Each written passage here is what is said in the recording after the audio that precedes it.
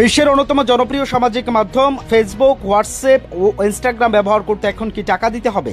সম্প্রতি মেটা নতুন plus subscription পরিষেবা চালুর ঘোষণার পর এমনই প্রশ্ন ঘুরপাক খাচ্ছে কোটি কোটি ব্যবহারকারীদের মনে।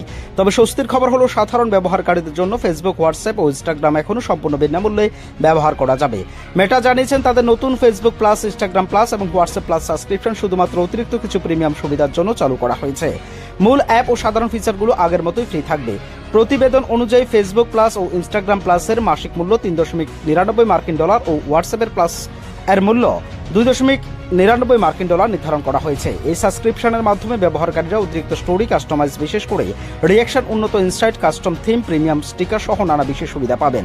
মেটা স্পষ্ট করেছে যে নতুন প্লাস প্ল্যান চালু হলেও ফেসবুকে পোস্ট করা, হোয়াটসঅ্যাপে মেসেজ পাঠানো, অতিরিক্ত ভিডিও কল কিংবা ইনস্টাগ্রামে ছবি ও ভিডিও শেয়ার করার মতো মৌলিক সেবাগুলো বিনামূল্যেই চালু থাকবে।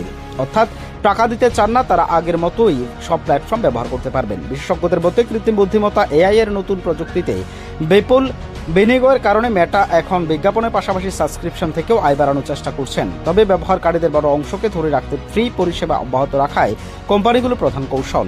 এদিকে সামাজিক মাধ্যমে অনেকেই দাবি করছেন এবার থেকে ফেসবুক বা হোয়াটসঅ্যাপ ব্যবহার করতে টাকা লাগবে, কিন্তু বাস্তবে এমন কোনো ঘোষণা দেয়নি মেটা। কোম্পানির বক্তব্য অনুযায়ী প্লাস সাবস্ক্রিপশন শুধুমাত্র অতিরিক্ত সুবিধা পেতে ইচ্ছুক ব্যবহারকারীর জন্য একটি ঐচ্ছিক পরিষেবা। সুতরাং ফেসবুক, হোয়াটসঅ্যাপ ও ইনস্টাগ্রাম ব্যবহারকারীদের আতঙ্কিত হওয়ার কোনো কারণ নেই।